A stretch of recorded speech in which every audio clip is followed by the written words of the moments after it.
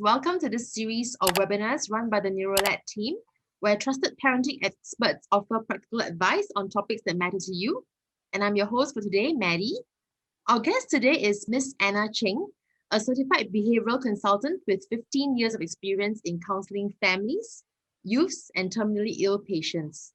Anna is currently the head of learning and development at High Achievers Training Consultancy, and she'll be sharing with us on the topic of how to raise resilient children.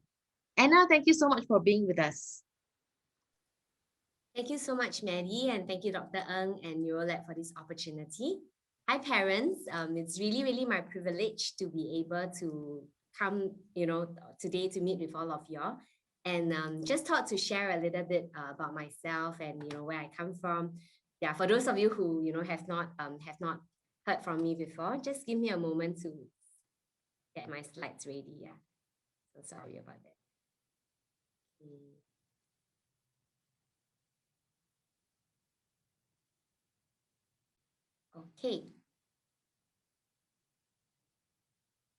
Okay, so the topic for today is how to raise resilient children. So maybe just to share, like I'm working in like a youth training consultancy whereby our main scope of work is actually with youth in primary school, in secondary school, and we've been doing that for 20 over years. We reach out to about 150 schools and many different like students that we train over the years. So these are our team of trainers and some of the schools that we have trained in. So a lot of the examples that I'll be sharing with y'all, some of the things we learn, I find that it's from our interaction with the youth, to hear from them, their experience, as well as teachers and parents. So the vision of what we do, why we do what we do, is really in changing lives, because we realize that youths are really the future, our future. And at that age, they are like wet cement. Whatever that we say, it actually have a lasting impact on them. And many times they remember, what are the things that we have been sharing with them. And we are very encouraged to realize, like years later, some of them will come back and say that, hey, I want to be doing what you are doing and I'm excited, So that's why, we believe in the work that we do. So just a bit about myself. I actually majored in social work when I was in school. And I'm also a certified behavioral consultant.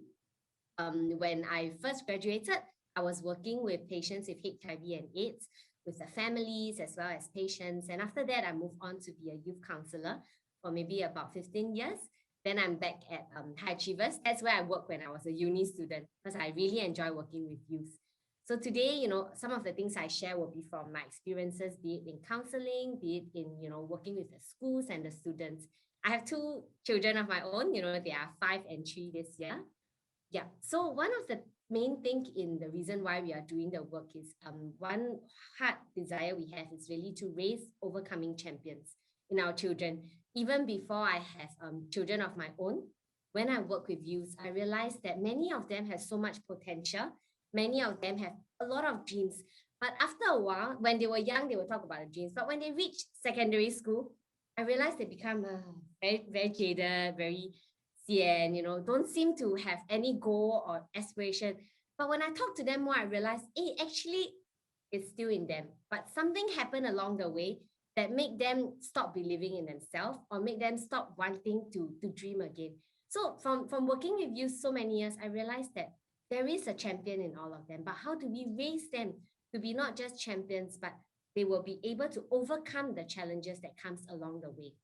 Yeah, and the philosophy that we have in the work that we do with parents and families is we really believe that every child, they have the potential to achieve more.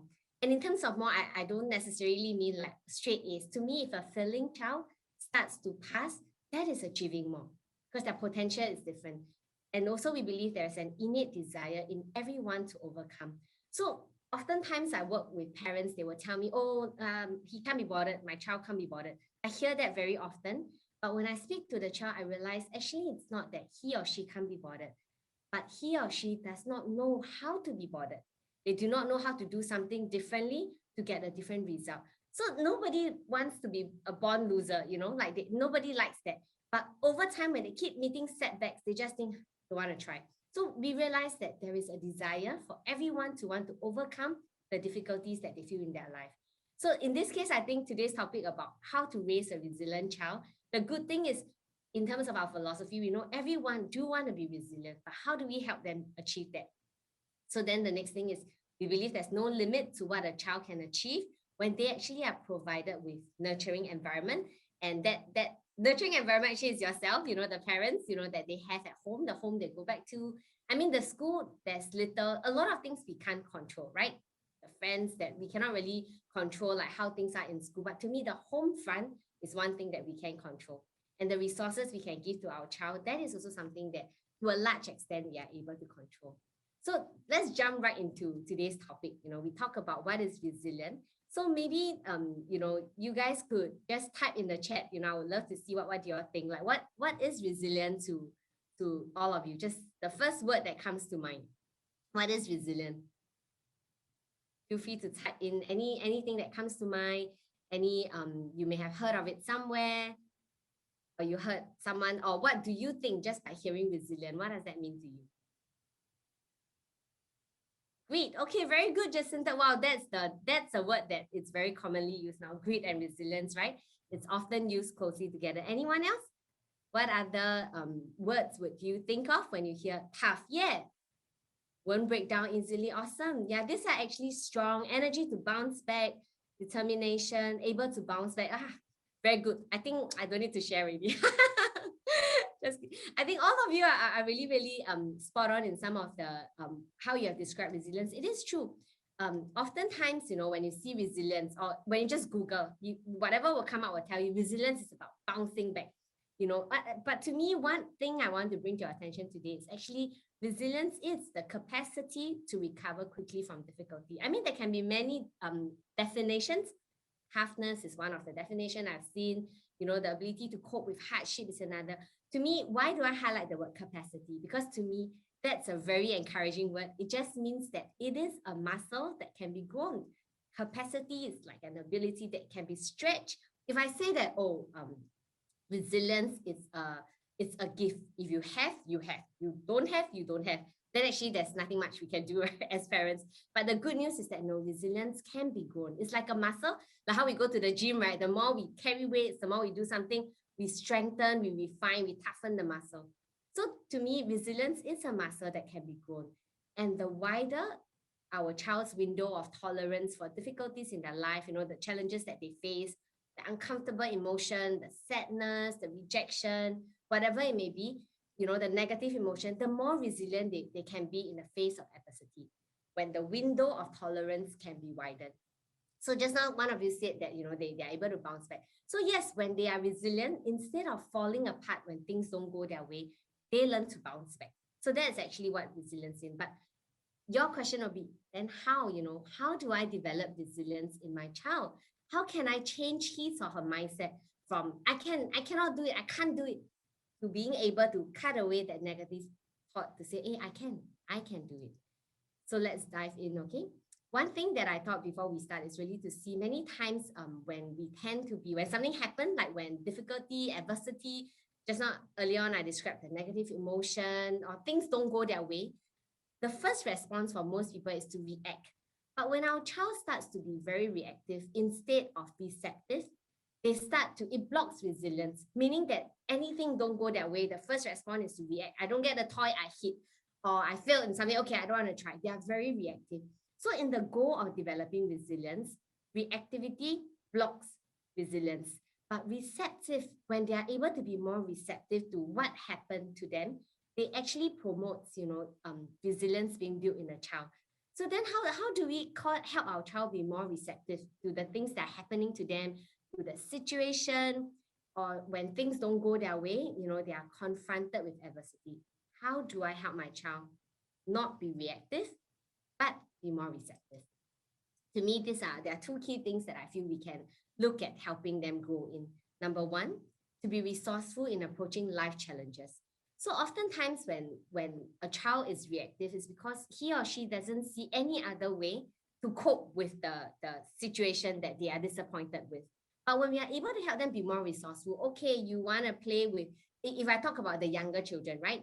Snatching of toys, that's very common. When they don't get what it is it just screaming, shouting, throwing things? Or we can say, hey, Do you want to suggest another toy to exchange? You want to take turns? When we help them be more resourceful towards that, that's a context in a younger child. Maybe an older child in teenage, in a secondary school, he or she is facing a lot of challenges in a certain subject. Maybe he really is struggling a lot. Then he has tried the same way again and again, but he doesn't see a way out. So could it be being resourceful means, hey, actually, have you thought of approaching another, going for certain training that helps you in certain, skill set that you don't have? Maybe brain training, maybe things that help you grow in a capacity that you never knew you needed. So doing things differently, that is also a way of being more resourceful. And that helps them move through life challenges with strength and clarity. Why do I talk about clarity? Because many times when they face with adversity, their response is either to fight or to flight, right? They fight enough, they still don't see result, then it's flight. Some straight away, they bang the wall, they run away. But when we can teach them to be clear, to break down, hey, we tried this already. How about now we try this? How about we? So that is actually a skill set. It's not just, hey, you must be tough, you toughen up. More than that, it can actually be broken down into skill sets that our children can develop to help them cope better with life's challenges and when things are not ideal in their mind. Okay, so just now I talked about widening the window of tolerance, like how resilience is there when we are able to widen how much they can tolerate. So to me, one of the very important things that as parents we can do, I say we can do, because many times our role as parents is to protect, right? Is to rush in, to nurture, to plan out everything. But here I wanna propose this to you all. One of the key things in us helping our child to raise a more resilient child is actually to allow them to face adversity, to feel disappointment, and even to fail. Why do I talk about that? I remember years ago, I was taking a group of youths. It's a weekly activity. So this mom called me and said, hey, I want to change group for my son. All his best friend is in another group. Then he said he has no friends in this group, he doesn't want to be in the group. Can you change him? I said, oh, actually, we thought that at this age, it's a 13-year-old. So everybody in that whole level, they're all 13 years old and they're learning to make friends. They're learning about certain things. It's a youth group that they meet every week. So the mom was very upset. Then I said, oh, actually to us, as much as we can, we will put them in group. But we do want to mix it up so that they learn how to make friends. They learn how to step out their comfort zone. They learn how to get to know others. She said, no, cannot. You don't change group. We are not going to come.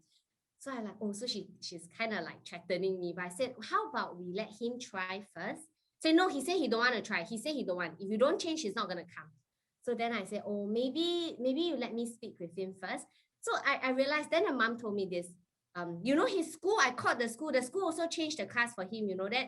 So you should change. So I tried to explain to him. I said that actually at 13-year-old, they are going through a lot of changes. From primary school, they are going to secondary school. Of course, even as adults, when we go to a new workplace, right, we also feel scared. Do I have colleagues to eat lunch with? Will I like my new boss?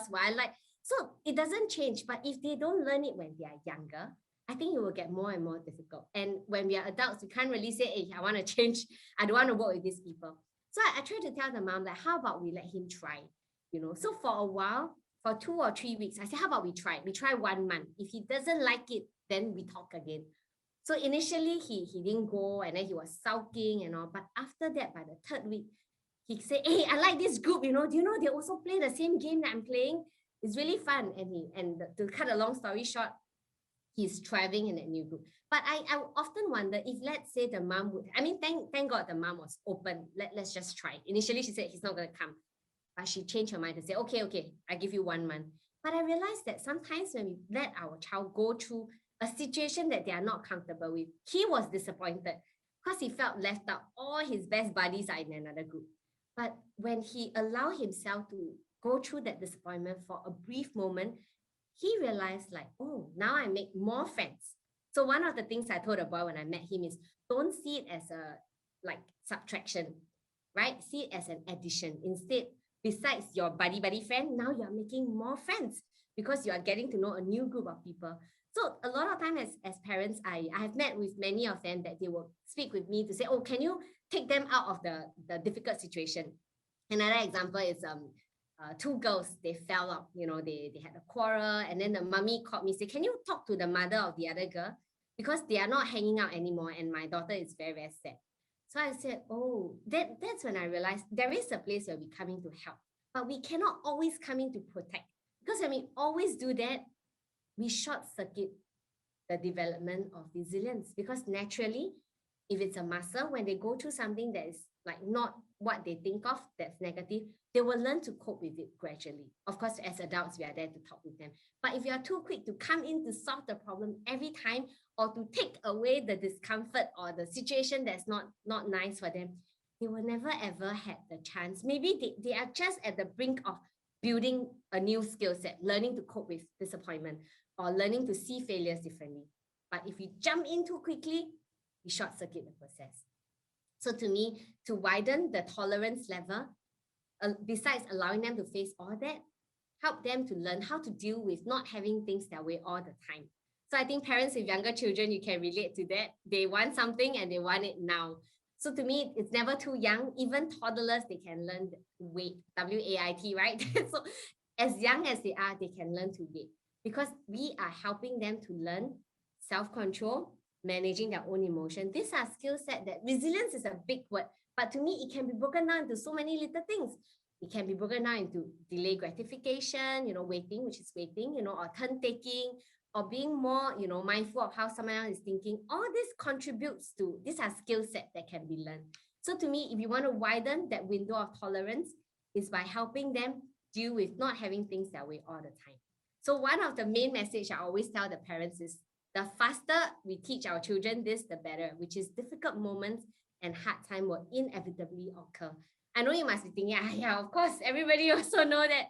But the truth is, day to day, when we are frustrated with our child, sometimes when my kids are fighting, it's very easy for me to just step in, right? Because I don't want to hear the like quarreling anymore. I'm trying to do my work, right? So to me, it's easier for me to solve the problem. But I realized that, hey, sometimes I need to hold back. So why do I say this is something that the earlier we teach our child, it's the better? Because if not, the world will teach them when they go to school. At home, we always come in to mediate, right? When they snatch things. Then they go to school, how? I don't think the teachers will always step in the older that they are, or when they are in secondary school, when they are not chosen to be in the school team. That's not something that we can tell the teacher, hey, you need to put my son in the school team. So, or the other way is that you work harder, I think there's a balance. It doesn't have to be one extreme or the other. But the key message that our child should know is difficult moments and hard time will inevitably occur. Then you must be thinking, then what can I do? It will be hard for my child, right? I let them know that difficult times will happen, things don't always go your way, then what? Yeah, so our role, I feel, is that we get to walk them through the hard times. So we don't just say that, okay, let you go through it, like you go through the hard knocks of life. I mean, maybe a lot of us grow up like that. We are a bit more resilient. But I think the generation now, a lot of the teenagers I work with, they don't know how to cope with it. They need someone to walk them through and help them develop resilience, and to see how they can actually learn from the setback, learn how to grow and still make good decisions. One common thing I always notice is, let's say a child, they pick up a skill, right? They learn piano, okay? After a while, they think, it's very hard. I don't like to sit in a certain posture. It's so tiring. They quit. Okay, then they want to pick up a sports. Then they think, it's so hard. Must always run under the sun. There was a youth who tell me, I'm allergic to the sun. I cannot be in the sun. But actually, it's because she don't want to be tan. So I told her about sunblock. But anyway, so a lot of times when they try something, they don't see the result immediately. Or if they don't see themselves progressing as fast as their friends, straight away, what will they do? I don't want to learn this, so boring. They will say it's so boring. But actually, the underlying thing is, I don't want to be seen like I'm not good at it. So a lot of times it's important that they go through it, but it's good to help them see that you can still make good decisions. Press in a bit more first. Don't just tap out so quickly. Sometimes apparently, okay, like if you don't want, I like it. Sometimes it's not a matter of whether or not we go with our child. I think parenting has shifted a lot. Last time, during maybe like our time, my parents said, no, this is what it is. You just have to accept it. Then more and more, I realized a lot of parents, they will ask the child and let the child make the decision. there is good in that, but if we always do that, then eventually you will realize, how come this child is always quitting? Anytime they don't see a result, anytime things don't go their way, they are off to learn something else. Yeah, so to me, there must be a fine balance that we walk them through. I cannot tell you how long. Is it 1 month, 2 months, 3 months? I think we'll talk more about that. How do we balance and find out when is the time to move on? But to me, this is an active process. This is not just a one-time off. That's it. It's a journey that we take with them. So during the hard time, these are the statements that I find would help a child a lot when they have to go through difficulties, when they don't get the things that they want. Number one, I'm here with you. You know, you've got this. You know, I know that you just failed your maths paper again. You know, mommy is here. Okay, I know you can do this. Or I know this is hard, but you can do this. So it's not like sometimes they will say, it's okay lah, never mind. You know, we brush it aside, but actually to them it's really, really very hard. To us, it's how difficult it is. Just, you know, like just go through with it. But sometimes when we say that, we can make our child feel like, okay, I'm weak. I cannot do it. But when we acknowledge that, yeah, I know this is hard. I know it's not easy, but you can do this, okay? And more importantly, I'm here. Mommy is here and daddy is here. I know all of us live busy life. You know, we are working parents. We cannot always be there 24/7. That's why when I say that I'm here, to me, it is a teachable moment. Moments where, you know, you can be with them, you give them your undivided attention. It doesn't need to be like 3 hours in a day. Even the last 5 minutes before they sleep, or even it could be at mealtime. It could be something that is between your child hear that message that, hey, I know that you didn't do that well, but you know what? Let's try again. I'm here. That makes a difference to them. Yeah. If you are thinking how it looks like, you know, for different age group, it may look different. For the younger one, it could be they're learning a new skill set, be it wearing their own clothes, tying a ribbon, buttoning themselves, wearing the shoe. You know, it's easy for me. Sometimes for me, because I look after my 2 kids on my own, I'm like, okay, we are late already. We need to go now. It's easy to just like faster wear for them and they're off. But I realized, it's really, it's a different thing when my child, when they want to try, of course, we will say, oh, yeah, you try, you know, then I want to rush, then I do it. But there come a time when she finds that the thing she's learning to do, my daughter, is so difficult. She will say, Mommy, I don't want to do it anymore. It's so hard. Can you do it for me? So first few times I was like, okay, since we're in a rush, let's do it for her. But later on I realized, hey, if I'm always doing it for her, I'm not helping her at all. I'm taking away the opportunity for her to learn a new skill. But it becomes even harder when it goes into a meltdown. She's screaming, she's crying. I don't want, Mommy, I don't want. Then that's when I learned that, hey, I think she's able to do it, but I'll be there to say, let's do it together.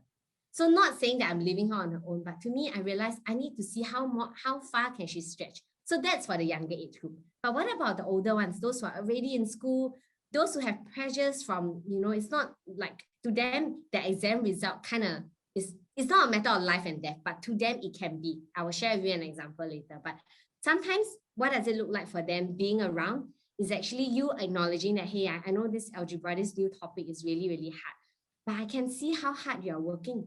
So you're not saying that I can see that you can do it, but you are, even though your child is getting the answer wrong, the message they can hear is you see them working hard. I see how hard you are working. You are acknowledging their effort for it. That in itself is also building the confidence. I wouldn't say the confidence for them to try again.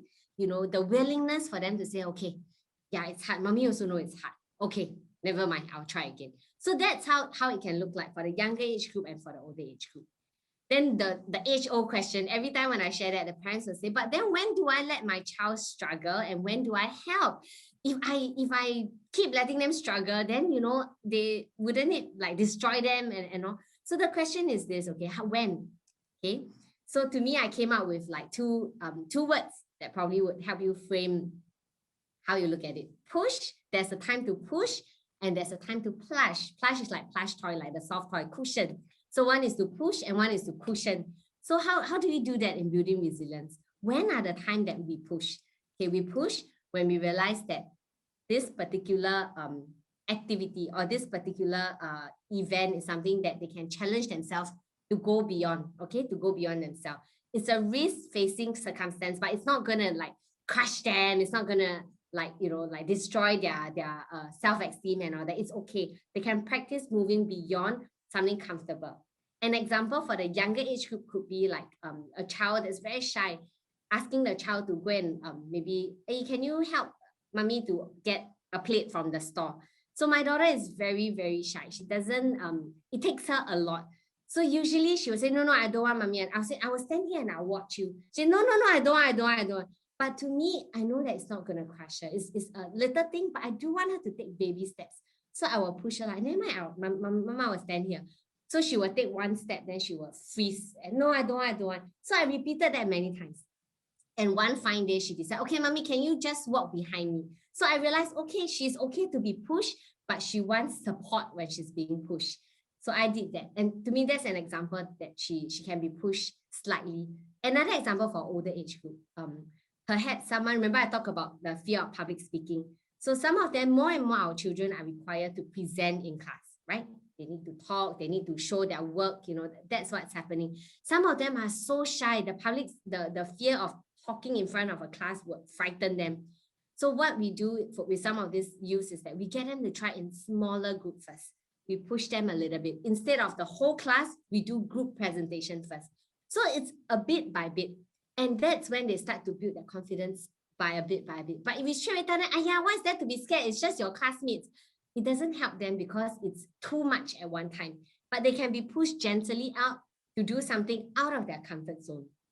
Or even some of them, they may think that, going to school, going in like dropping off to go to school, go to a new environment, maybe like from primary school to secondary school, they are afraid.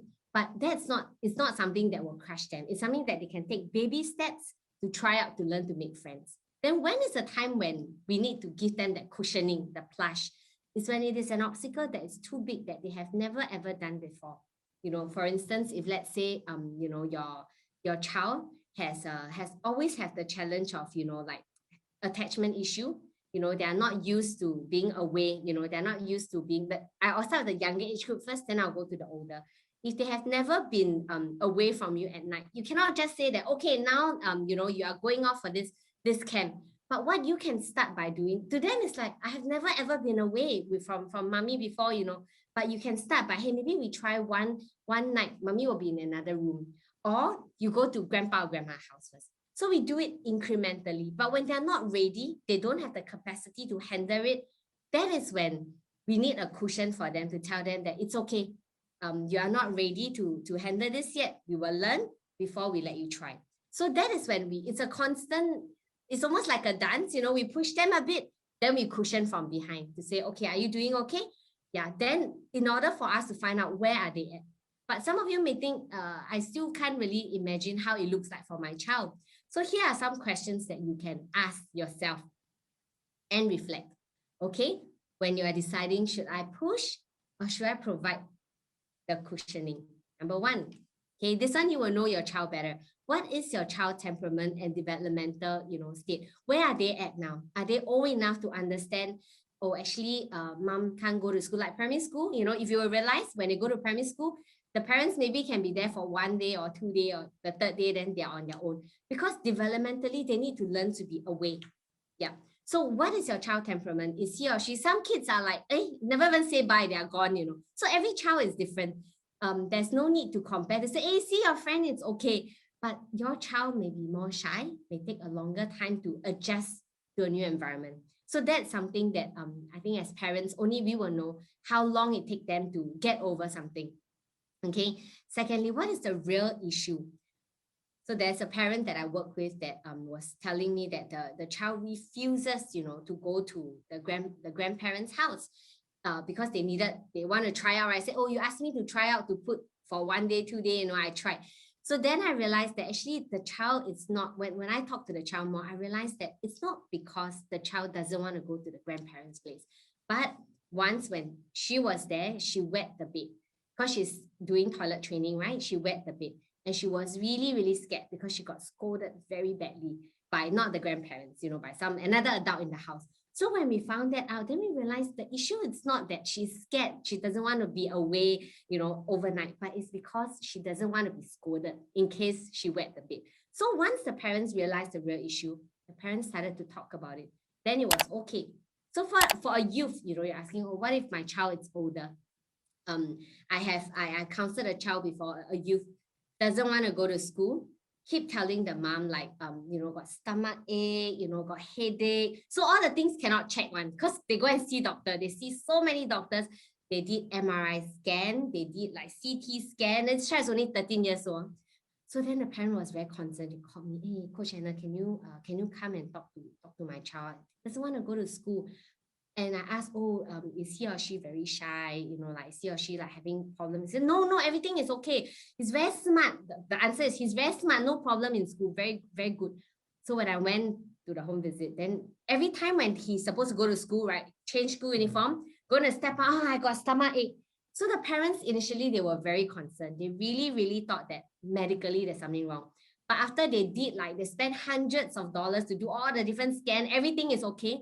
Then they realized maybe it's not medical. And that's when I did a home visit.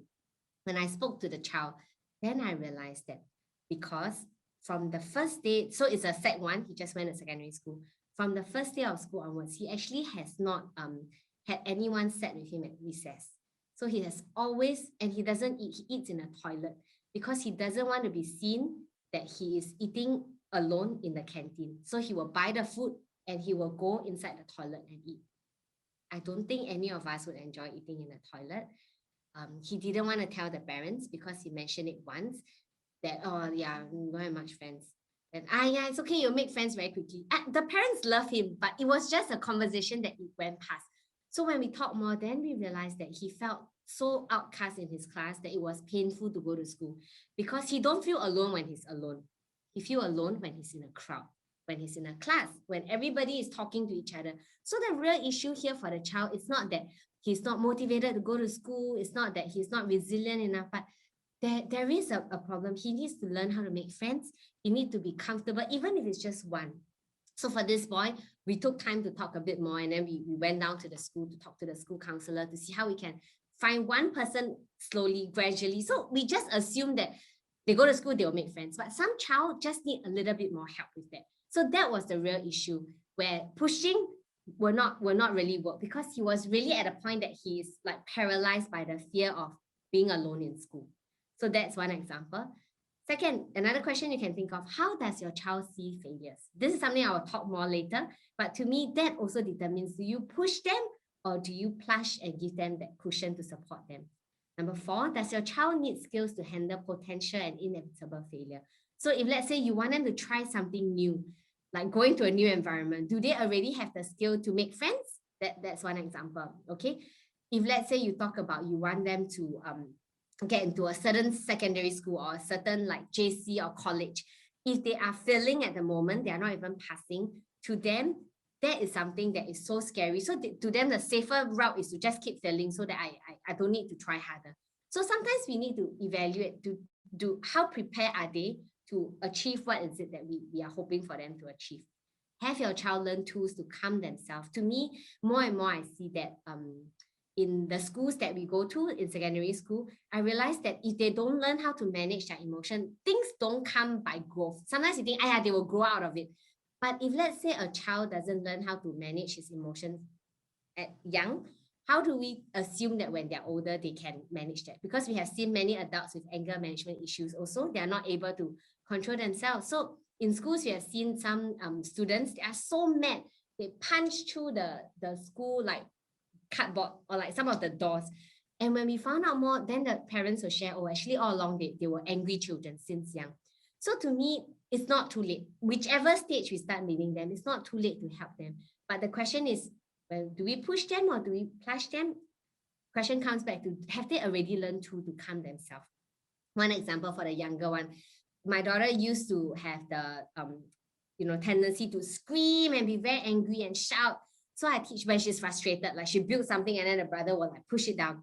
So I taught her to, okay, this time when you're very, very angry, you can clench your fists, then we count to 10. So I'll do it with her. Initially, she will not listen because she's still in that moment. But after a while, when I did it a few times, I realized that she's playing, I can hear at the background, 1, 2, 3, 4. Because then she realized, oh, okay, there's an alternative way when I'm angry and frustrated, I can respond differently. So that's just one example. But the older they are, let's say for the older child, we will teach them like, if let's say they are in a very heated discussion, we will teach them to stop. Like it's just little emotional management skills that if nobody have ever taught them, we cannot expect them to learn. Yeah, so be it they are a toddler, they are a primary school kid, or they are a secondary school kid, there are handles that they can learn to calm themselves. But today we are not going into that. That's a whole new topic on its own. Okay, so hang on, so now one question that I have for you all is actually this, okay? As parents, okay, would you, if I were to ask you, what is your mindset? What would you say? What is your mindset as a parent? Do you think that I'm going to show you some questions for you to, okay, yeah, what is your mindset as a parent, okay? What you can do is this, you read these 4 statements and type in the chat. Is it 1? Okay, so this is like a generic question. Do you think it's 1, 2, 3, or 4? Number 1, your intelligence is something very basic about you and you can't really change much about it. Or number 2, you can learn new things, but you can't really change how intelligent you are. Okay, is it 1 or 2 or 3 or 4? Okay, number 3, no matter how much intelligence you have, you can always change it by quite a bit. Number 4, you can always substantially change how intelligent you are. So you can type your answer in the chat. 1, 2, 3, or 4. Okay, so let's see what are all the responses. Yeah, okay, quite a lot of you all choose 3 and 4. This is like a self-assessment for parent. Okay, majority choose 3 and 4. Very good. Okay, so actually the good news is I think probably you guys guess those who choose 3 and 4. Okay, hang on to that thought. Okay, I have another set of questions to ask you. Okay, look at this now. Okay, you are a certain kind of person. So this set of questions deals with your personality, your character. You're a certain kind of person. There's not much, there's nothing much that you can be done or not really change that. Okay, or is it number 2? No matter what kind of person you are, you can always change substantially.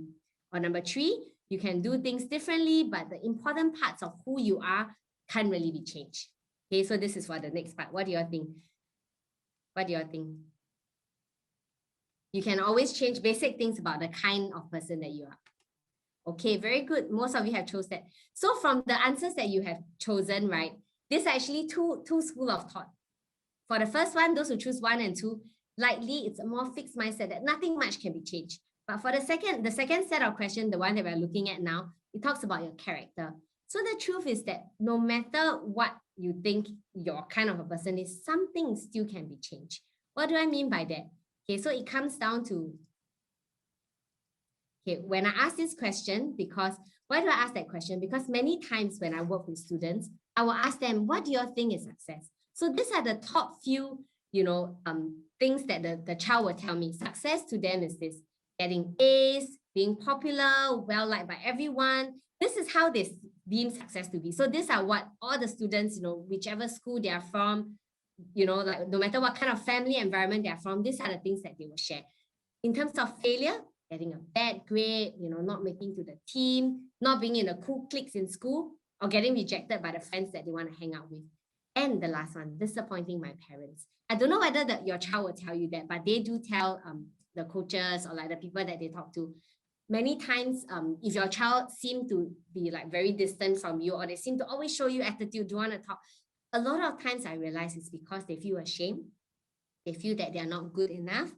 They feel that they have disappointed you. So that makes them feel like, okay, I'll just put on a tough front. But actually, it's because they are not happy with themselves. They think that they are not good enough as a child for you. So that's something we hear very, very often. But to the parents think that, yeah, my child is very rude, disrespectful. But when we talk to them more, we realize because in their mind, they have a fixed mindset. Sadly, quite a lot of youth I work with, they have a fixed mindset of what is success and what is failure. So remember earlier on, I asked you, what do you think? So what I'm glad to see is most of you actually do fall into the category of having a growth mindset. So that's good news, because many times the question we are asked with is, what really is success?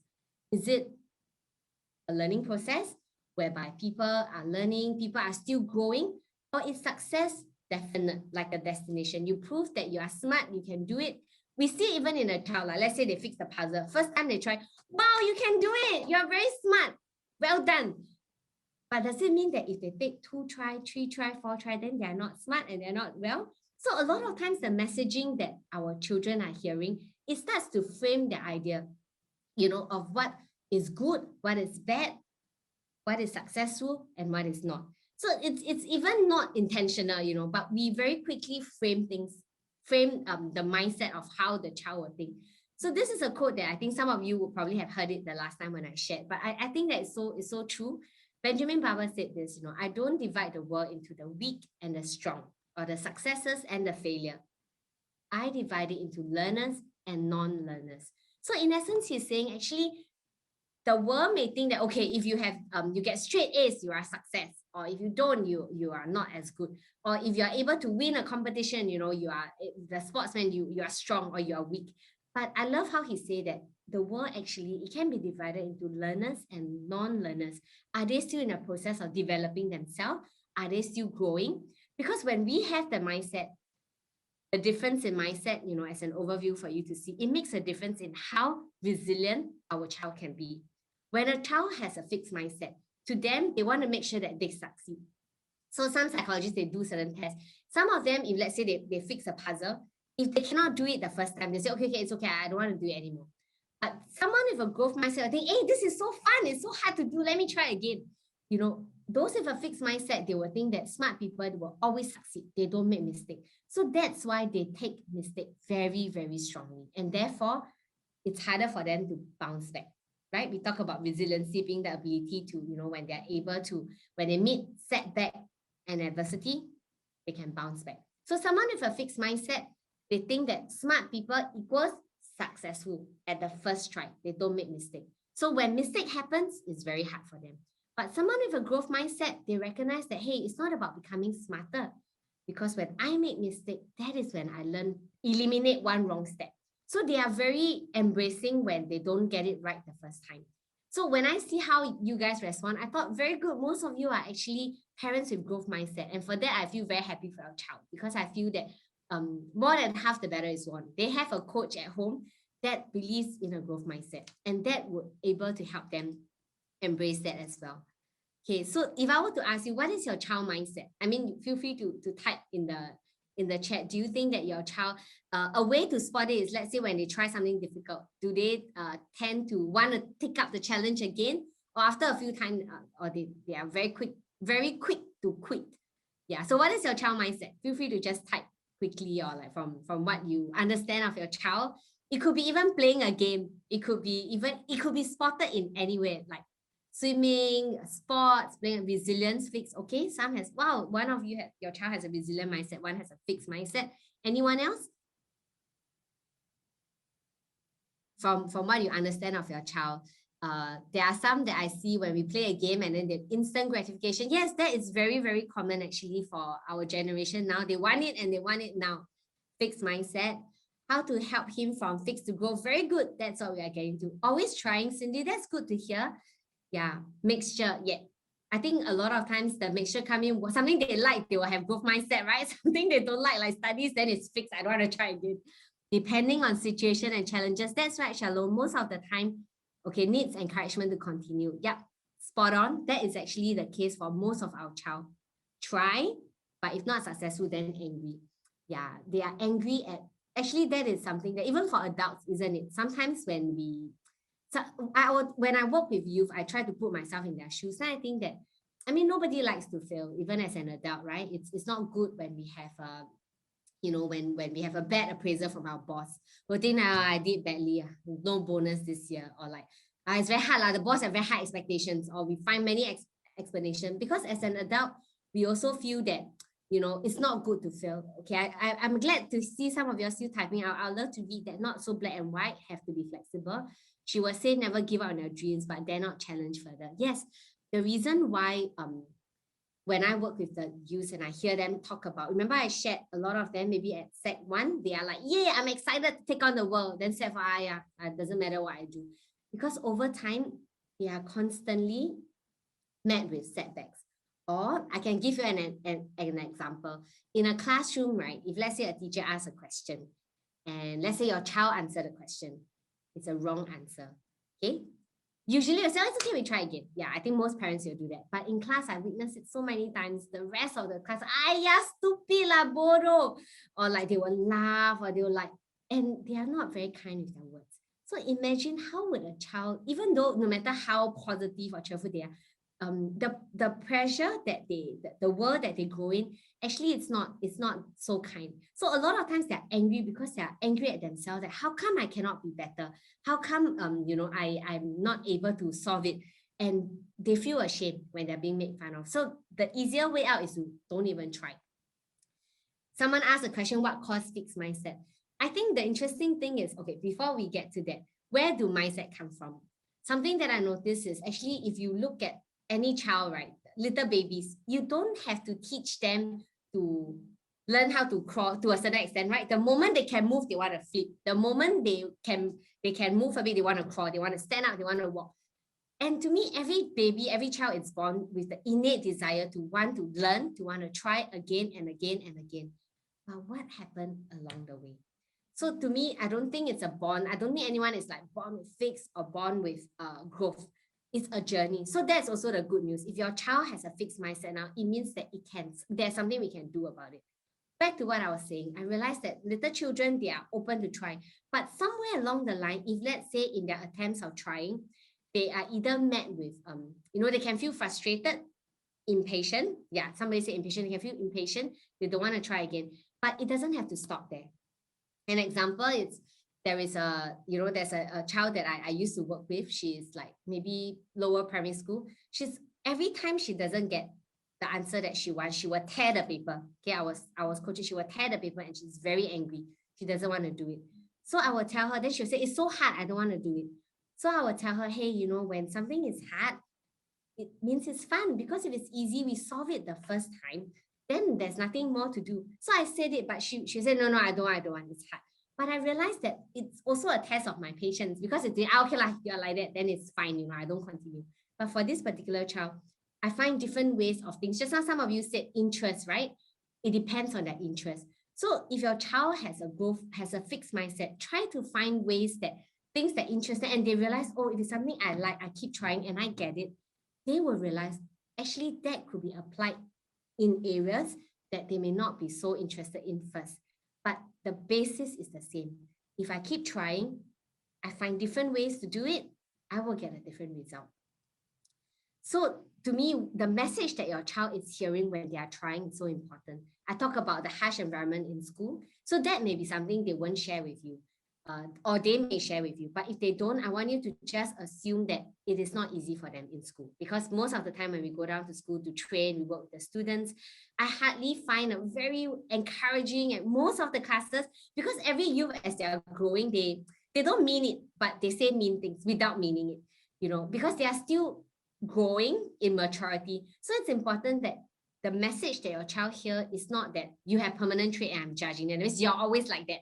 Okay, but they are hearing that, hey, you are still growing and I'm committed to your growth, to your development. You don't do it well, let's try it again. But you may say, hey, I say that to them all the time. Yeah, say it to them again, because it's a process and it's a journey.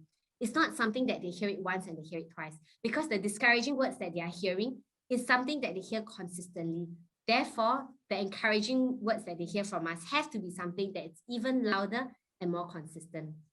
So back to something I want to talk about. A lot of times when we talk about resilience with parents, why they want the child to be resilient is they want to help them overcome failures. So I have this framework that I work with some parents. I came out with this, I call it sell over failure. A lot of times the emotion that our children feel, anger, disappointment, impatience, some of the things that you all say, feelings are feelings. It's like imagine we're sitting on a bus, right? You will pass by, right? You see the different scenery, maybe one scenery is rubbish dump, it's very smelly. The next scenery is like, oh, trees. And so feelings are like that, it will pass. But how can we, when they fail? That is the key part in how you were asking, how do we help them overcome that fixed mindset? So to me, selling over failure, it's a framework that I share with some parents to help them coach their child through when they fail or when they go through a setback, there's an adversity. We need to talk about it. So first, situation. Okay, usually we will understand what is the situation that happened.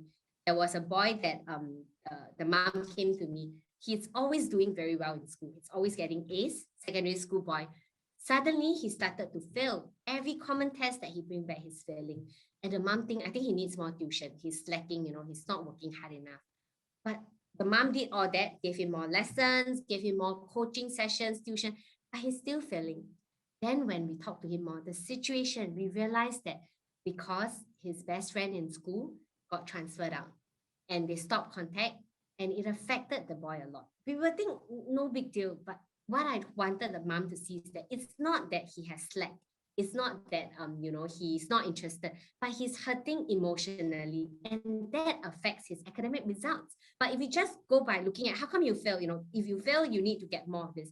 But if we don't understand the context or the situation where failure happened, then we miss the point. It's a bit similar to what I talk about, the real issue. Another example, I have a mom who told me that she was very, very stressed because her boy in Sec 3 has been failing in a subject. She said, Coach Anna, he was a straight A student at PSLE, but ever since he go to secondary school, I don't see a single A.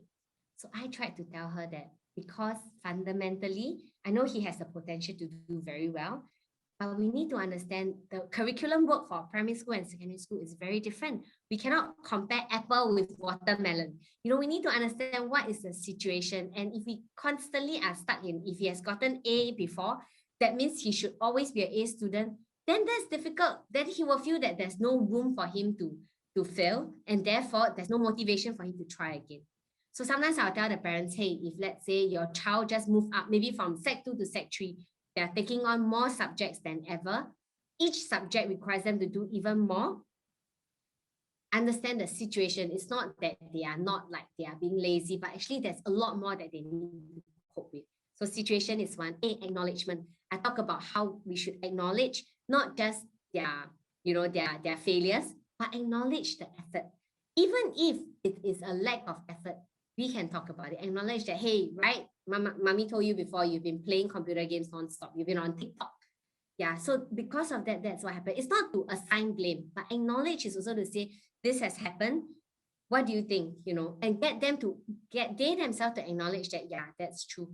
I think to have this conversation is important to not be one way, like I told you so, because whenever we say that, everything stops. They are not open to hearing what else we have to say. So when we acknowledge the failure, we are acknowledging not just the failure, but what happened, acknowledge their efforts too. If they really have tried, then let's talk more about it. What can we do differently?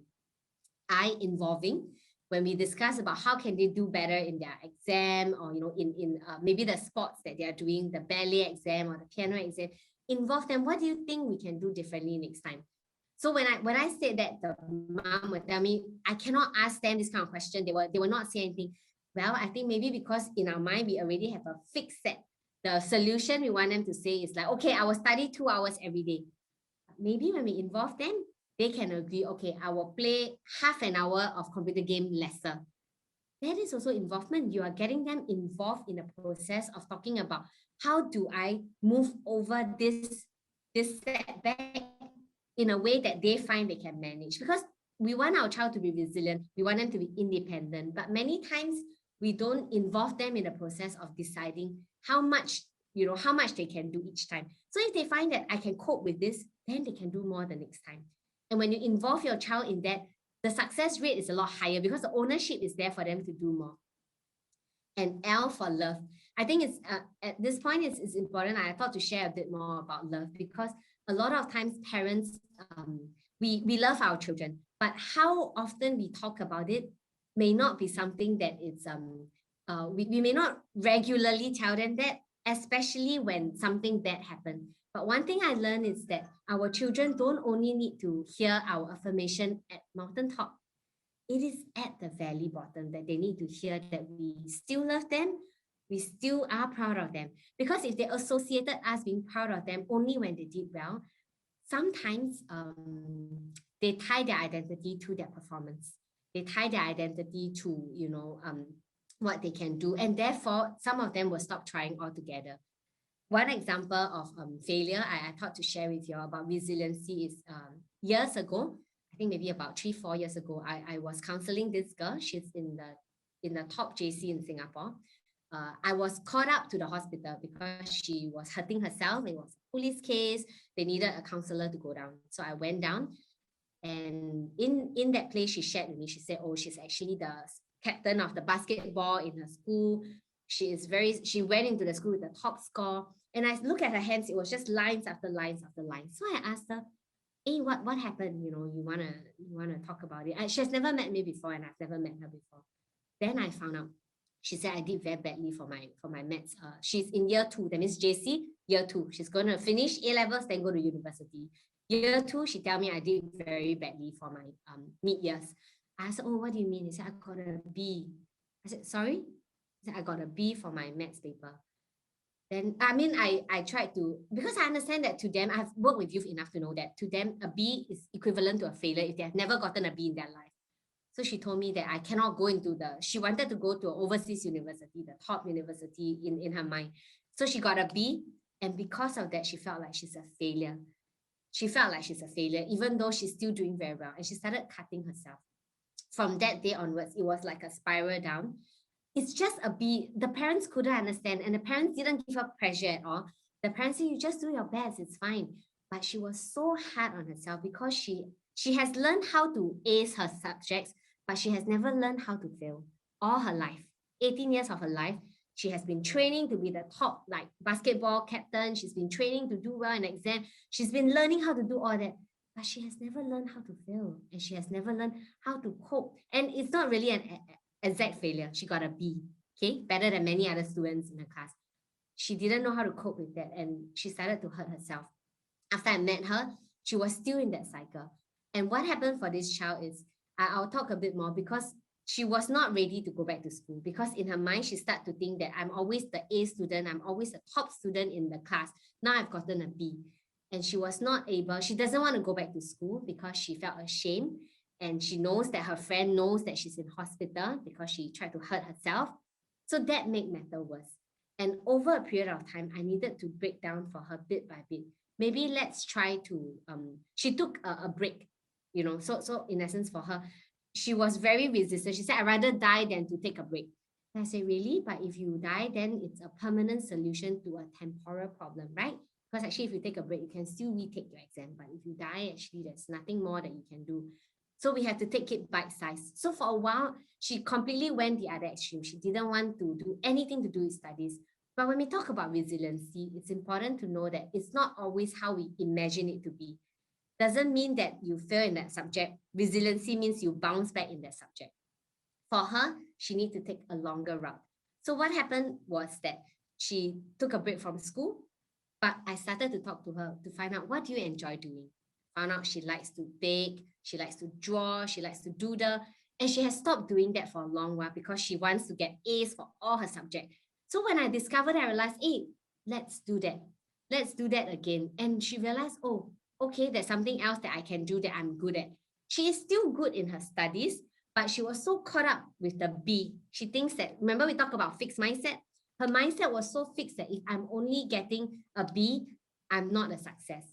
But gradually I have to move her out of that to start to see like, hey, look, the drawing that you're drawing, she started drawing for some children with autism, we're doing a project. And she started to think there is something else that I can do. So we started to build back her confidence. And over time, to cut a long story short, it took her maybe about 3 months. She had to take a gap year. But after that, she went back to school. She completed her A-levels and she did very well. And now today, she's actually volunteering to help, some of the students that are struggling with, stress and all that. But one of the big factor I felt plays a part was actually the love from her parents. Her parents continually told her that, what, whether or not you finish A-levels, you go uni, it's okay. Just do what, just find something, find your interest again. So for her, it took a much longer time. Most of the youth, they may not need to take a gap year. But for her, because she was so used to being an overachiever, she has never learned to fail and she has never faced any failure in her life before. That was why I felt that in order for us to have resilience, there must first be failure, right? Because if you have never failed, then there is nothing that I learned to bounce back from, that I learned to be resilient in. So now some of you may be wondering, then what can I do now that I learned that? To me, load up your child, with vitamin A's and E. Okay. And the A and E I'm talking about is not the one that we buy off the shelf, the supplements. Vitamin A is affirmation, and vitamin E is encouragement. Many times we think that, oh, well done, good job, good job. But affirmation also means you affirm them for their effort, not just the result. Yeah, I think I talk a bit about that. And encouragement is not just telling them like, oh, you can do it, you can do it. But sometimes encouragement means, the word encouragement means to impart courage. That means you must first understand actually what are they scared of. Some of our children are scared of making friends. Some of our children are scared of not being chosen, for not being selected, or being lesser. So when we encourage them, we impart courage to call out like, hey, you may not be able to get in the school team this time around, but how about we tweak a bit on your training? We can try it again. Impart courage to tell them that you actually did very well. Some to youth, when they fail in one area, they tend to lump everything together. I'm a failure. But when we impart courage, we help them see what other things they are doing well in, what other areas they have shown to be very dedicated and committed in, to show them their strength. I call it the strength perspective. So like some of them, they maybe they do badly in their school, but you realize, hey, they are very disciplined when it comes to swimming training or when it comes to violin training. Then you can tell them, you actually are a disciplined child. You can do that. Mommy has seen you done that before. Impart courage to them, encourage them, and really just affirm them for their effort. And set a real momentum to overcome failures. So this real momentum is something that I used to work with the girl that I was talking about. It's actually when we talk about resilience as a muscle, it means that there is training, right? Like there must be a momentum that you're building to strengthen that muscle. So what is this real momentum? R is reality. So each time when we want to talk about helping our child bounce back from a failure, what is the reality that they are facing now? What are they getting now? If I will use this as an example, maybe a school result. Okay, right now, if the reality is F9, then I wouldn't expect my child to get A1 next, because then I don't think that's realistic. But understanding where is the reality, where is their capability, that gives us a better assessment, what to work towards. Expectations, right? You know their reality, you go to expectations, communicate and set expectations together. It may seem like common sense, but there are a lot of parents that I talk to them, the expectations, I just want them to do well. But do well is very vague. Or I just want them to get A, or everything above 80. Or like, different parents are different, but I find that expectations are best set when it's set together with your child, because they themselves also has the ability to assess how much can they do. Yeah, then you say, no, if I ask them to set, they will just give the lowest. Yeah, then you set the lowest first, but when they meet it, can you imagine? See, I can do that. Then you must be thinking, but I don't want them to be complacent. Then they will not want to do more.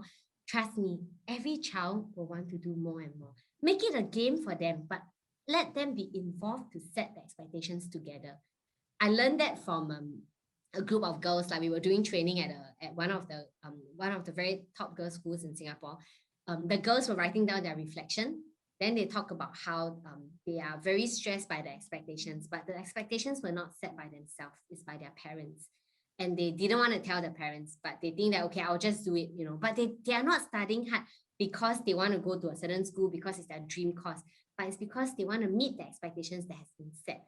Nothing wrong with wanting to please our parents, nothing wrong. So I told them that it's good that you want to do your parents proud, but I want to encourage them to take a step further. What do you want to do for yourself? You are also a growing young adult. What are some causes? What do you enjoy doing? What are the subjects that you think like, hey, I can do better in? So when we set the expectation together with your child, you will be surprised that you will learn a lot more about them. Not just about them, but the teachers that are teaching the subject in school. Because a lot of times, these are different things that affect how our child, perform in school. A for achievement. So after the goals are set, what actually we set SMART goals. SMART goals is it's a kind of goal setting that just helps them break it down. What can they achieve? So when they get back their results, right, affirm and validate them for their efforts. It may or may not meet the expectations, but when I talk about a momentum, your child is recognizing that, hey, daddy and mommy is involved in this process with me.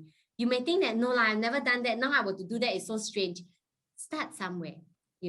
Take baby steps. Even if you don't want to do for all the subjects, don't make them feel very stressed. You take a paper, sit down, okay, write down 10 subjects. Start with maybe just one subject first. Maybe their weaker subject. Or even if it's easier, their best subject. that maybe you think they can do better. Yeah, so make it into bite size. But after you understand the reality, you set expectation, find out, wait for the results to be back. What is the actual achievement? Affirm them and validate the effort. Then learn from it. Because every time in sports, they will review the match, right? And see, okay, what did we play well? Maybe this striker is like always too far off. So each time, like in sports, they will review it. But actually in life, it can be also reviewed. How did they do in this, they just finished their mid-years.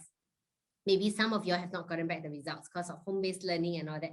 But when it's back, right, don't talk to them like it's a appraiser, like you did wrongly. But say, hey, let's go through this together and set a goal for next time round. So make it like a game for them and let it be a loop, because then they will learn, oh, actually, mommy, the expectation you set is a bit too high.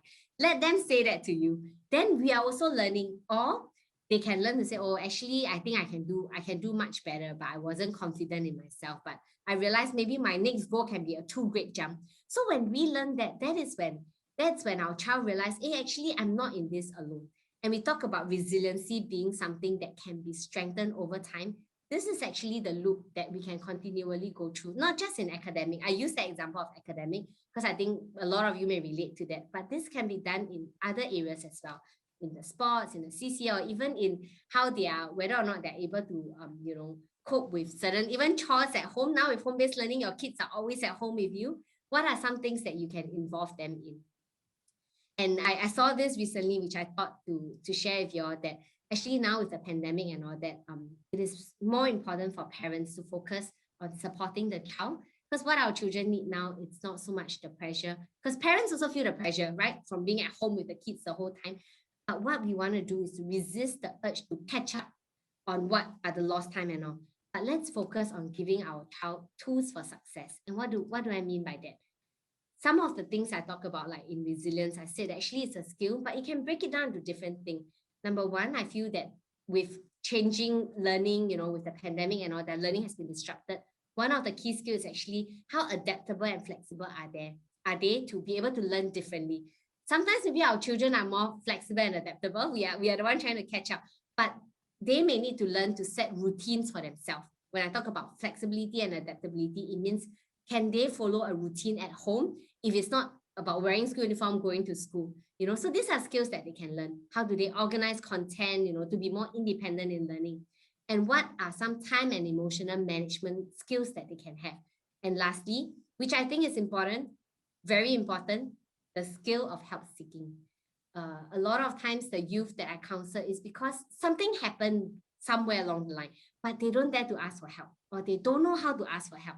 Then I realized that if help would have been given much earlier, it may not escalate to a mental health problem. It may not reach that stage where they feel completely defeated or depressed, But when they are able to communicate and have that skill to ask for help earlier on, they will get the help that they want. So these are some skills that I feel it's like components that will help them be more resilient as they go through life. And resilience is like a muscle. It's a skill that can be strengthened. So this is in summary some of the things that I've covered. And I feel that one of the key things in really helping them be resilient children is to give them time and space to grow by allowing them to fail. If you remember what I said, that they can only be resilient when there is failure, right? Because if they have never been allowed to be disappointed or face adversity, then there is no opportunity for them to learn to bounce back. And how do they do that? The real momentum is something that we can try. And that involves an adult coming alongside with them to talk them through, the different things that they want to do better in. And to me, the growth mindset is really helping our child, reminding them it won't be a one-time off. Tell you one time and that's it. But a growth mindset is really seeing their failures, helping them see that their failures now, be it in school, be it no longer having the friends that they like, or be it, not doing well in their CCA, it is a stepping stone rather than a stumbling block. So when they have that perspective, and they may not have it the first time you tell them, but a repeated momentum of repeating what you tell them differently, saying it differently, would help them start to see, okay, what mommy says, it makes sense, and they will be more open to it. So to end off, I thought to share this lyrics of a song that I heard. I will translate for those of you who can't understand Chinese. I thought it was very meaningful, and it kind of encapsulates what does it mean to be a parent, to really raise a child with resilience.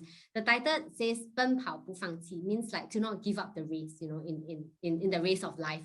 The first line, right, it says that in every storm, you are there. So the 你同在在那里 means the parent, you are there. Your presence is there in every storm that they meet in life. The second line, in every valley, in every hard places, your grace is there. As parents, I think a lot of times we love our children and we are so ready to show them grace, meaning that we are so ready to forgive, we are so ready to look past, but they may not know, our children may not know that. Our children are very hard on themselves because they think that there are these expectations. Yes, as parents, we set expectations because we believe that there's more potential that they have. But children need to know, they need to hear it, especially when they are in the valleys, they are in the hard places. 在难处和低谷里，你的恩典在那里. So when they fail, when they hit ground bottom, that's the time they need to know that, hey, it's okay to fail. Daddy, mommy fail more times than you can ever imagine in our lives. I think it will help to share with them how you have failed and how you bounce back. And the third line, in every place where there is hurt, when they are hurt and they're disappointed, we talk about disappointment. 你爱我爱到底. So the parents love them to the end, and they realize that they are loved unconditionally. They are not just loved when the exam paper it's 80, 90, or 100, but even when they are disappointed, when you as parent is disappointed, I think it'll be powerful to tell them that yes, mommy is disappointed, but mommy still loves you. Let's try again. Not asking to deny your emotion, but I think it's powerful when our child know that yeah, this is not ideal, but let's bounce back together. Let's get over this setback together. So 每个伤心失望里, when they are disappointed, when they are sad, your love, your unconditional love that's not tied to their results, their performance, their ability, you still love them. And at the end, that's what the key that I felt. 在你爱的光中, in the light of your love, I gain that strength. 我得着能力. They gain the strength to do what? to不放弃, to not give up in the race in life. So to me, if the question, the topic for today is how do we raise resilient children? My answer to you in the shortest way is look into the mirror. Yeah, and the solution you want, you are really the answer. Because as a parent, when your presence is there with them, I know that sometimes it's frustrating and it's tiring, it's disheartening. But as long as you don't give up on your child and they know that, they hear that you are still trying, that gives them the strength to continue in the race and to not give up. So I just hope this is something to encourage all of us as parents, that we are the one that give our love, give our children the strength, give them wings to fly. The teachers can teach them a subject, a coach, a counselor can counsel them, but only a parent can love them. And you get to be the one to love them, and your love will be the strength and the fuel to let them continue that momentum to try again. Yeah. So that's all I have on my part. And if some of you have any questions about your child, I'll be happy to hear more from you all. You all feel free to reach out to me. And also, this is actually, I'll pass the time back to Maddie. Maddie, you're muted. Oh, sorry. Thank you, Anna, for taking time to share these powerful truths with us. And here are 3 things that I learned from Anna's sharing.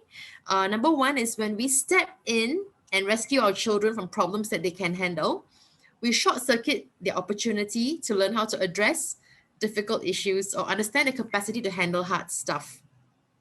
Number 2, as parents, we need to walk them through the journey. We play the biggest role in helping our children grow in resilience. So acknowledging that it's hard for them and assuring them that we are there for them is important. And number 3, our children need to hear our affirmations, not just when they did well, but when they didn't do so well. Because if we only affirm them when they do well, then they will tie their identity to what they can do. So in our day-to-day interactions with our children, let our message be, I'm committed to growing with you. So thanks, Anna. That's a really powerful sharing, and it's really so much for us to take back and really apply in our day-to-day lives. So now for the Q&A segment, if we have any questions, please feel free to type it in the chat box below. Okay, let's see. Okay, any questions for Anna?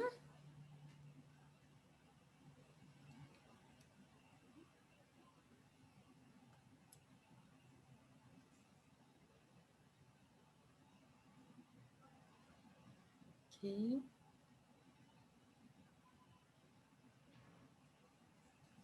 If you have any questions, you can type it into the chat box.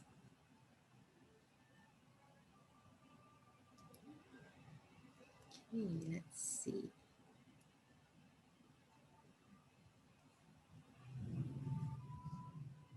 Thank you, Patricia and Jasmine. Okay, there's someone typed in. Thanks for sharing. Okay.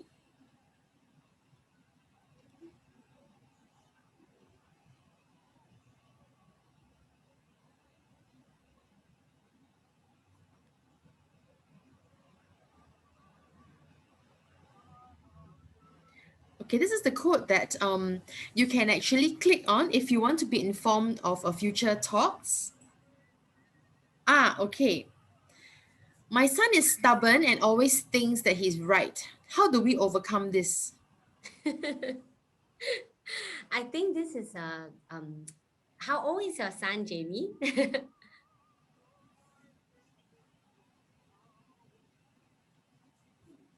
7. Wow. I think to a large extent, I feel that children in their developmental stage, there is that place where they are also learning, to make sense of the world, to have like self-autonomy. So to me, some parts, when we talk about he's stubborn and he thinks he's always right, I will always weigh out the matter. Like for things that are very, I want to find out, is it something that is very matter of life and death, or like things, to me, certain things I'm okay if they have a mind of their own, because I think that's healthy for them. But if it comes to areas that are like morally wrong, or like values in your family that you cannot agree with, then that is when he doesn't need to, it's no longer about what he thinks. If let's say it's a matter of moral or value, then you will tell him that, yeah, you may not fully understand, but mommy need you to obey first. Because I think it's important for us to let children know that they can think what is right. Like for instance, I'll give him an example. You say that there's a flame, right? You say, I am not afraid of the flame. You put your hand in. No, it's not what you think. You put your hand over the fire, you will get burned. So it's an analogy, but it's not that extreme. So to me, you must really find out what is the matter that you want to talk to him about.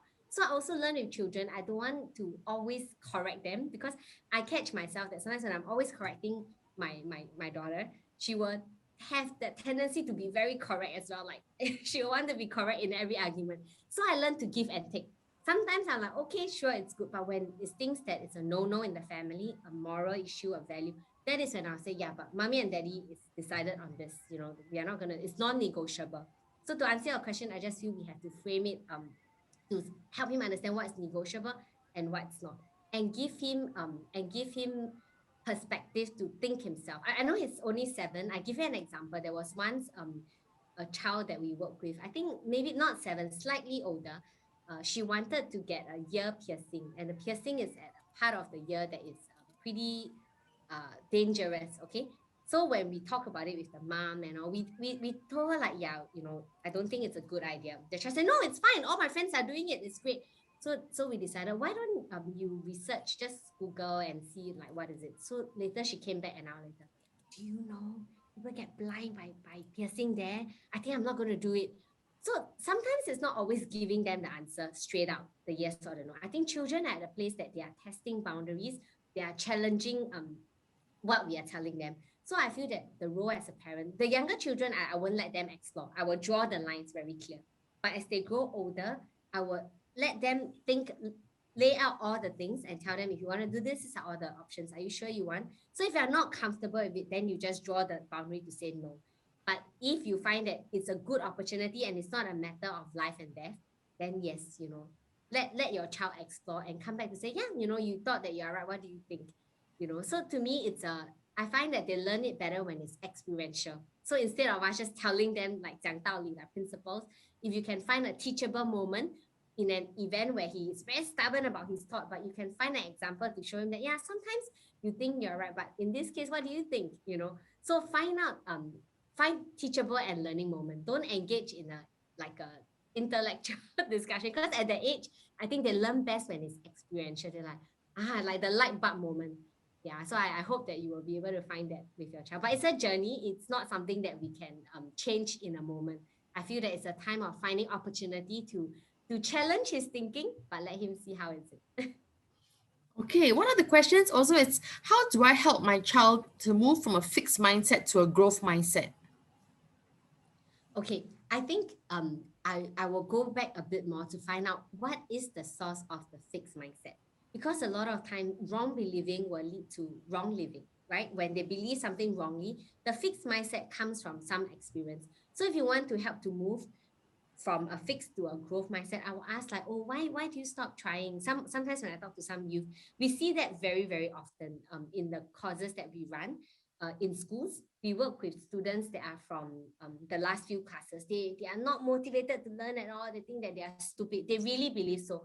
Then when we work more, we realize, yeah, because for the longest time, they have been hearing it that they are a failure, they're not going to do well, they're always going to fail. So when we go through that, we find out what is the root reason first. So to answer your question, I will want to find out actually where did the fixed mindset come from? Is it an experience? Then I will try to take baby steps to show them that experiential. So I think that experiential learning is something that we believe very strongly in the work that we do with youth, in the programs that we run. So when we let them try out that actually it's not that difficult, right? So once they taste success, that is when they are more open to try a little bit. I give you an example. Like some children, maybe they are always doing badly in a subject. Then they realize, like the parents, they come across resources. Yeah, I think NeuroLAT has some program that actually helps with brain training. So let's say they try it out, and after that they start to see little progress in their results, and they feel a bit more confident. Like, oh, actually, ability and my ability can be stretched. Then that's the time to revisit. Remember, you told mommy that I cannot do it. I'll always fail. Hey, that's not true. You made 1 mark of progress. So make big of a little improvement. If your child has very, very fixed mindset, I find that find moment to celebrate little wins, build their confidence. Many times the root of fixed mindset, most of the time is either they have very their self-esteem is affected. It could be by words that people say, it could be, and you can be the most encouraging parent. I want to tell you that I know most of you here, from what I see you guys shared, you are very affirming and believing parents. But the reality is we really cannot control the world that they are living outside, right? The friends they have, even the teachers. I remember a class that I trained before.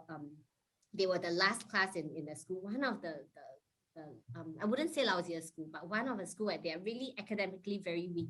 At the end of the session, the student came out and then they were crying with tears. They said, Coach Anna, nobody ever told me that I can be anything. Yeah, but for the first time, they felt like, oh, actually, I'm not stupid. I can still try. So I don't believe that if someone has a fixed mindset, you cannot change. I feel that there are handles we can teach them, break it down. So if you notice, when I did the real momentum, we have to break it down into baby steps to help them taste success gradually. Yeah, it cannot just be a go and try again, but they don't know how to. Remember, I talk about skills. Our children need to be given skills and handles. Yeah, if you're interested to find out more about such programming, you can also reach out to me. I'll be happy to speak with you all more, be it the programs that we run for the students. Because for us, we focus more on not just the academic program, but coaching of the individual youth, because every child is different. Their needs are different. The pain point are different. Yeah, so to answer the question about fixed to growth mindset, I would want to first find out where did the mindset became fixed? What was the experience? Mm. We also have a parent from Malaysia who says that her second boy is studying in Sec 3 in Singapore boarding school. She will call him every evening to remind him that she loves him and God will protect him and bless him. Sweet. Then remind him to take care of his health and safety. She's asking, am I being overprotective and over worried? Should I learn to let go, give him more space to grow? Because is it that parents must also learn to be resilient? She misses him and wants to guide him through his teenage years lah. But she's not sure if it's too much.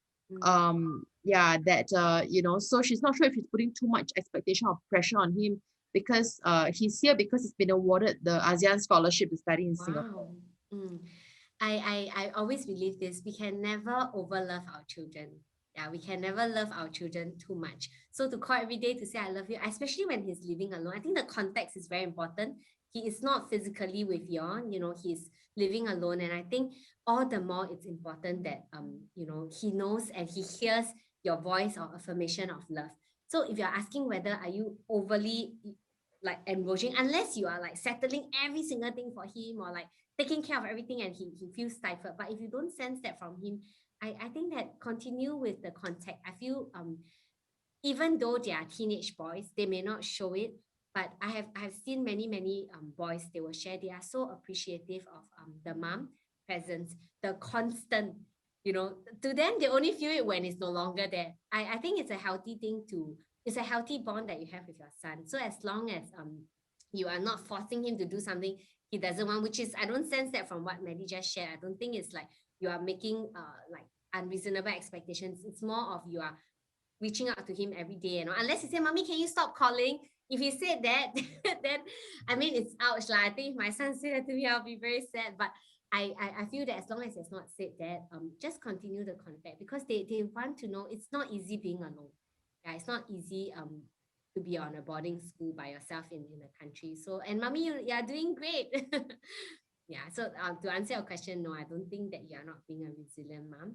Okay, that's good. That's good. So another one is asking, my son keeps trying to get away with study and schoolwork. I found out he's having difficulty with schoolwork, but when I tried to teach him step by step, he's very reluctant and kept comparing himself with his siblings, who is a low functioning special needs. So he's comparing. I think it's good that your son is telling you something too. Many times when communication is just one way, that is when there is a challenge, meaning we don't really know what's the pain point. But when your child is telling you something else, maybe don't talk so much about that school. Ask him about other things. Ask him about how school is like, how is the teacher of this particular subject, how are his friends doing in school. So move away from the topic of interest, which is the academic first. We still talk about it, but I find that one thing I always encourage parents to do is that when we see a problem, let's zoom out a bit more first. We zoom up to see in context. Remember, I talk about situation. Find out what's the situation surrounding it. And when he talks about the younger sibling that actually has a learning difficulty and all that, find out a bit more. Oh, why do you talk about that? I feel instead of being more directive, be more explorative. When we explore what is around it, then we hear what is not said. A lot of times they can be telling us something, but there are also things that it's underlying that they are not talking about.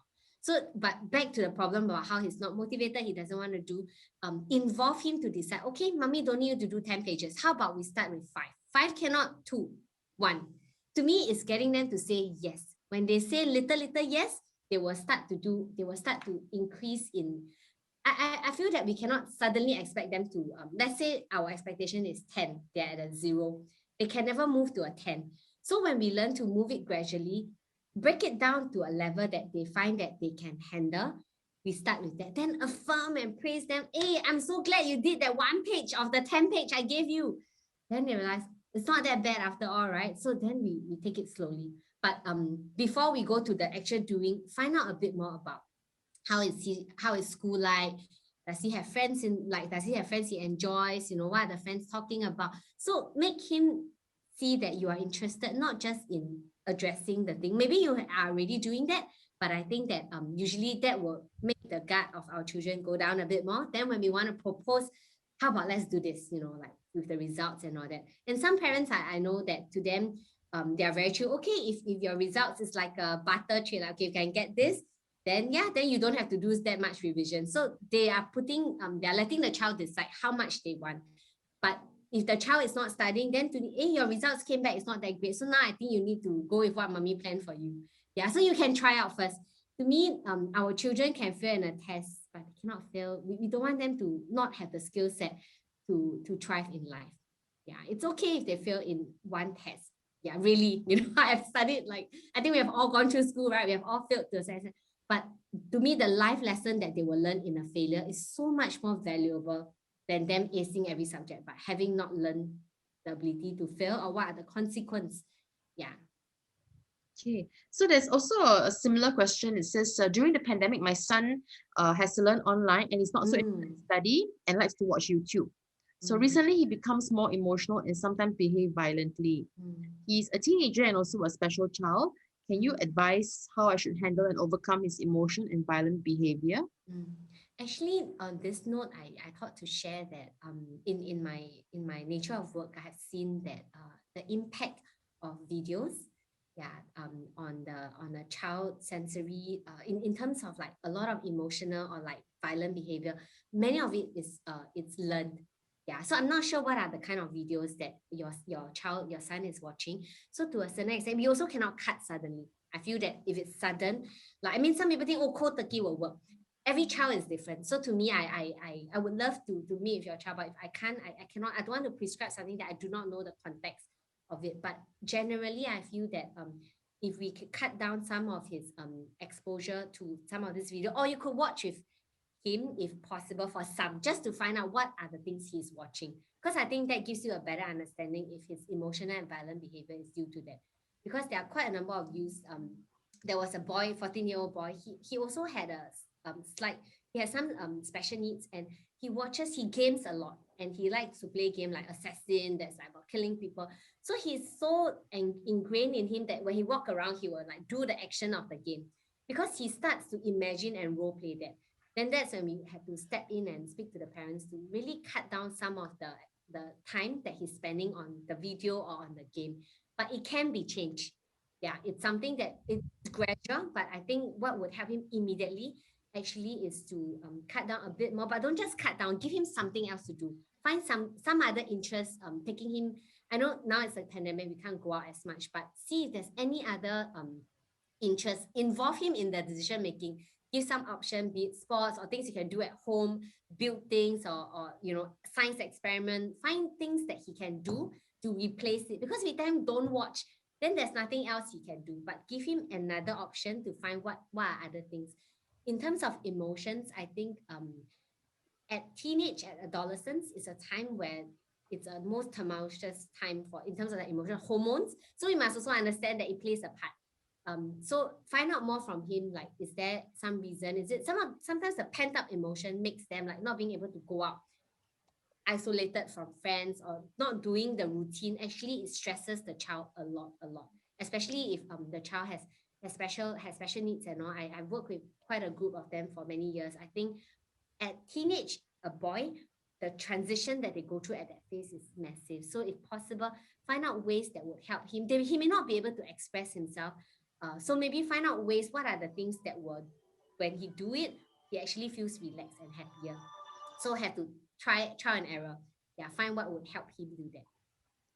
Okay, so also this one is there was the question that says that the having online studies kind of impedes the child from making friends and having the interaction. Doesn't want a child to have so much freedom with the handphone. That's good, actually. Yeah, so because I think, okay, the comparison, how come the other siblings don't have to finish the schoolwork, right? yes. Then you say, okay, you don't need to finish, or you finish. I think that for children, they're always testing boundary. So if they don't finish, then when he go to school, he probably has some consequence that he has to face. Then he has to learn it long. So sometimes if I find that certain things, to me, the foundation, I mean, for parents, I felt that the one thing that I will not compromise, or I will not that I value the most, is my relationship and my connection with the child. So many other things, to me, I don't want to break that. Sometimes there are some parents, it's out of their love that they want the child to do well in studies, but they fight so much over the studies to the point that the relationship is so strained, to the point that the child feel that the parents don't love them. Doesn't mean we condone their actions, no. We make it very clear, they know their consequence, but to me, I want that connection with my child to remain. Not that we are scared of them, because when my connection is there, I can continue to coach my child. I can continue to be a voice in their life, to tell them what are some of the boundaries. Yeah, so for me, the comparison is, maybe you find something else that he gets a bit more, but the other sibling doesn't. So because then the world is not fair, it's not always an apple to apple comparison. So you can show him, oh, but you do have this and your older sibling doesn't. Yeah, so it's like a balancing act. So somebody is saying that, what do I do if my 7-year-old has a problem in focusing on the task at hand, and in finishing his schoolwork and the things we ask him to do? He will take a long time to reply and respond to our questions and instructions. He needs constant reminders to ask him to focus on the task that he needs to do. I feel that he probably, at 7 years old, it's a very good time for them to learn the skill set of time management, managing of priorities. So what I see is that he probably, it's more like a managing. People think like, oh, like procrastination, it's about time management, but sometimes it's more emotional management, because a lot of them they are the instant gratification generation, right? They like to do the things they like to do first, then the things they don't like to do, they will take a long while. But I think at this age is age appropriate for him to, I'm not sure whether you have started drawing out like timetable, involving him to plan out what he wants to do. Let him take the ownership to plan out. So this is more like a skill set that he can learn. And you can also even give him a not boundaries, but to make it like a game. Like, okay, when mommy, because you talk about it takes a long time to reply and to respond to our question and instruction. I will presume, is it physically in person? That means he don't respond at all, or is it like I probably he needs constant reminder to ask him to focus on a task. I think children, to a large extent, they are still growing and developing. So a lot of the skill sets that adults finds it easier to carry on, it takes them a while. It takes them a while longer to learn. So that is when child training comes in. Child training means we teach them again. We remind them again. This problem, I mean, I wish I have a like one step solution, but the truth is that when he grow older, he will start to, the challenge will look different. He will start to decide what he wants to do and what he don't want. But now he needs the reminder. But to me, you can set a routine for him. What would help is to make it like a reward system, to tell him that only when you finish and you stick to it. That means if you have consequence, if you don't finish something, stick to it. Yeah, and let him understand, not consequence, but let him understand how things needs to be done sequentially. So you're teaching him cause and effect. If you want this, then you finish the things that daddy, mommy tell you. So when he doesn't, even if he whine and he cry and he do whatever, sorry, I would love to give it to you, but you didn't finish this. This have to be done before that. So put it back on him to learn how to, focus on it. If he thinks that, mommy, you're giving me too much things to do, then okay, we try with 3 first. So remember I talk about where's the reality. If right now the reality is out of 10, he cannot even do anyone, then make it lesser. Yeah, so moderate the amount of tasks they can manage on hand and start from there. Okay, that's good. So if Anna could show us the slide again. Okay. So if parents, you have not been able to ask your questions, or if you are to find out more about high achievers coaching programs for students in primary and secondary school, you can click on this link and direct your queries to Anna. Okay, so that's the link that you go to. And for parents who would like to find out more about the NeuroLAT program or sign up for a program trial, you can also click here. Okay, and then we will get back to you. All right, let me just send to everyone here on this. Yeah. Okay. So just to share for us, actually, yes, go ahead. Yeah, just to share for us, we actually do a bit more of like customized. That means for us, we are not like a regular tuition center or things like that. Our program is more customized to the needs of the individual child. So those of you, even if you are not based in Singapore, feel free to reach out to us. I'll be happy to just get into a Zoom call with you all to see how we can help. Cool. Yeah, if there's anything that, because a lot of times some of the questions that you're asking, I don't want to suggest something when I don't know your child and yourself. Yeah, it will be wiser if I know the full context before I could properly advise.